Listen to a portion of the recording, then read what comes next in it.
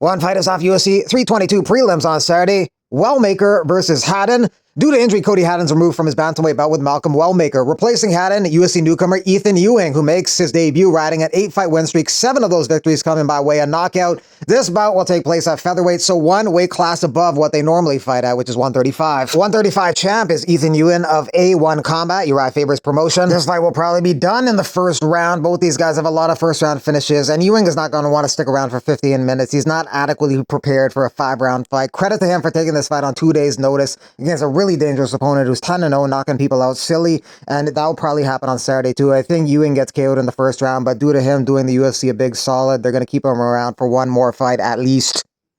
All right, let's talk about it. My fight for UFC 322 at Madison Square Garden against Cody Haddon is canceled. I got the phone call this morning that last night somehow he broke his foot and he cannot compete. My new opponent is Ethan Ewing. I know as much about him as y'all do. But he stepped up to take the fight. Shout out to him. And I still have my opportunity to fight at Madison Square Garden this Saturday. To be honest, it really breaks my heart that I'm not competing against Cody Haddon anymore. I was looking forward to the challenge, the respect that I possibly could have got from performing the way I planned to, but I'm grateful to have a replacement. So no worries, it's the fight game, and it's God's plan. So we still going to put on the show, we still going to have a good time, and I will see you guys Saturday in New York at Madison Square Garden, UFC 322.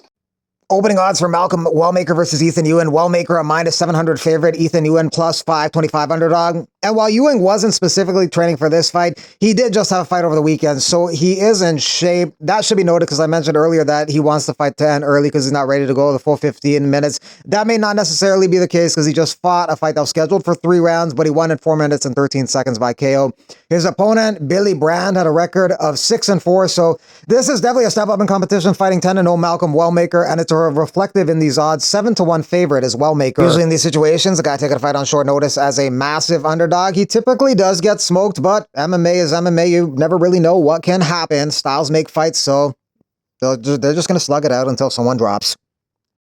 Islam Makhachev and JDM had a pretty good stare down in front of a pro Makhachev crowd. They booed JDM, they booed Leon Edwards, they booed Valentina a little bit too, which is surprising. Li Jingliang got a couple questions in. Overall, generic questions from reporters was a common complaint, but they didn't mind too much with this reporter. Morales got a lot of questions. Maybe it was the pink mink. Overall, it just felt chilly in there with all the jackets. They were frosty to Jack, but warm to Islam. I'll start with the crowd. To the fight, very excited, you know. When I was in Australia indoors, the crowd support my opponent. Now we're in the US and people support me. Thank you guys, this is amazing. What do you think of the kind of frosty reception you have from the crowd? I love it, you know. I love this shit.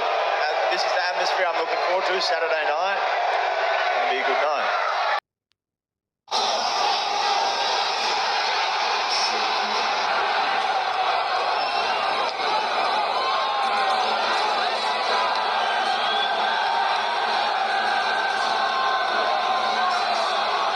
Alex Pereira's sister, Eleni Pereira, fighting Friday night at LFA 222.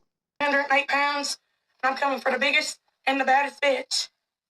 I've whooped every bitch in high school, on the school bus, and put 2 grown men's heads together. So, let me see you there in Charleston, West Virginia. I'm coming out there to whoop all you cousin fuckers. Hello, New Year. How you doing? Well, Mike Coppinger was saying the heavyweight fight between Anthony Joshua and Jake Paul would be not an exhibition, but a pro fight Friday, December 19th. Per sources, Jake Paul says, not holding my breath for 2025. Too many yes men. F1 next weekend is for sure. Natalia Silva in New York for UFC 322. She would like to take on the winner of the co-main event Saturday between Shevchenko and Zhang. Modestas Bukauskas said he had a fight coming up. It might be Nikita Krylov. Krylov is coming off a KO loss to Bogdan Guskov. Bukauskas is coming off a KO victory over Paul Craig. If Bukauskas took this fight and won, he'd break into the rankings at 205. Right now, Krylov is ranked number 13 in the lightweight division. Right below him in the rankings is Alonzo Menafield, who's taking on Volkan Oezdemir later this month. UFC Qatar, November 22nd. Only other major fight amongst ranked fighters at 205 is Bogdan Guskov versus Jan Blachowicz, December 6th, UFC 323. Big opportunity for Bogdan. He's ranked number 11. Could break into the top 5 if he beats Jan Blachowicz, who's ranked number 5. 1 month out from Nemkov versus Ferreira at PFL Lyon, December 13. Carlos Prates wants to be the first to knock out Leon Edwards. He says he's a guy who's able to knock out guys who've never been knocked out before. When I fought Li Jingliang, He never lost by knockout, and I come there and I knock him out. With Jeff Neal, the same. And Saturday night, I'm gonna knock him out and get my title shot. Bo Nichols says he has a lot less weight to cut this time than last time. Last time out, he was TKO'd by RDR, first loss of his MMA career. We'll see how he rebounds Saturday night against Rodolfo Vieira. Great jiu-jitsu guy versus great wrestler. We'll see how that plays out Saturday. Dylan Dana says, I wonder if Ali Abdelaziz's trip to New York City this weekend went better than his last one. Just a reminder, Ali arrested 9/11 trying to board a plane from Cairo to New York with multiple stolen passports. Can't leave the USA as a result and forced to gather intelligence for security agencies. Part of that's considered not true. Ali arrested December 2011 in Colorado for document forgery, not on 9/11 from Cairo to New York as claimed. He did work as an informant for NYPD and FBI post-arrest, earning a green card and pay, but allegations of being a double agent led to the relationship ending. So how's Noah? Dylan Dennis is fighting Anthony Taylor in Misfits Boxing in an MMA match December 20th in Dubai, headlined by Andrew Tate versus Chase Demore. Also on the card will be Tony Ferguson competing in a boxing match, opponent to be announced. They seated Sean Brady and Leon Edwards right beside each other. They fought not that long ago. Brady won the fight, and they didn't seem to end on great terms. Brady was talking afterwards how he hated the way Leon Edwards acted before, during, and after the fight, and then they placed them right beside each other at the conference. Isaac Delgarian has been temporarily suspended by the Nevada State Athletic Commission amid allegations of fight fixing. The commission's going to vote on extending the suspension and potentially withholding his fight purse as investigators, including the FBI, probe that fight. Delgarian, so he probably won't get his fight money, and whatever he got paid to fix the fight wasn't worth it. I don't know if it was 50K, 70K, or 100K like some fighters claim that they were offered to fix fights in the past. Whatever the amount, it wasn't worth it. His career's over. He's going to end up in federal prison. Part of me feels a little bit bad for him because he seemed like a nice guy who made a bad mistake. He had a lot of potential to do a lot of good things in the sport, but he did a bad thing in the sport, and that shut the lights out for his potential in MMA. Hey, what's up, guys? This is Isaac Dorgarian, aka the Midwest Choppa. As most of you guys know, I'm preparing for my next fight, November 1st in Vegas.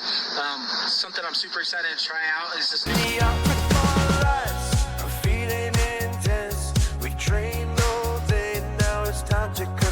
Dana White says it is a possibility for Volk to fight in February in Australia, but he ain't saying who he's fighting yet. JDM said this, and it annoyed Shavkat. I think the vision has moved on from Shavkat Rakhmonov. If you stay inactive, you kind of fall behind. Shavkat responded by saying, the only reason you got that title shot was my injury. It's funny how you forgot you were inactive for almost 14 months before that. Recently, however, Shavkat Rakhmonov's manager kind of agreed with JDM in the sense that he said, right now waiting for a title shot isn't realistic. He'll need to come back, remind everyone who he is, and make a statement again, and then re-earn his shot at that belt. Whoever gets the next shot may just be the guy who has the most impressive performance between Brady Morales, Prates, and Gary. Bilal just fought Jack, and he's not going to fight Islam, so he may not get a shot even if he wins against Gary. And Leon Edwards, if he wins, that's just a one-fight win streak. He won't get a title shot, but it's open season for Brady Morales, Prates, Gary.